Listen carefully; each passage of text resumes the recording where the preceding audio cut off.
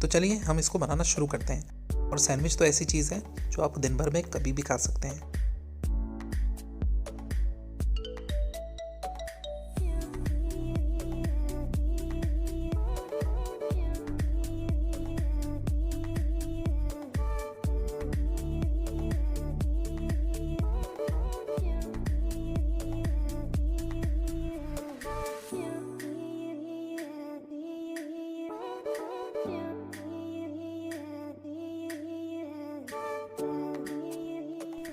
सर्दियों में पालक बहुत ही अच्छी आती है, तो यहाँ पर जो पालक मैंने यूज़ करे हैं ये इसके छोटे छोटे पत्ते ही यूज़ करे हैं।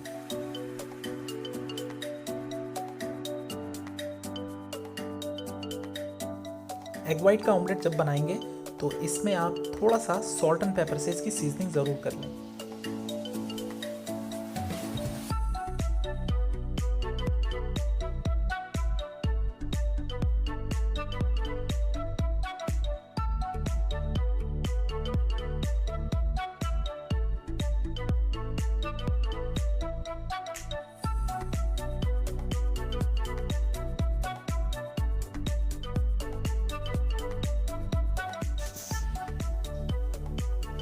तो चलिए हम इन वेजिटेबल्स को थोड़ा सा सीजन कर लेते हैं। जो खीरा और पालक है इसको एक बोल में डालें और इसमें डालें सॉल्ट एंड पेपर और थोड़ा सा ऑलिव ऑयल।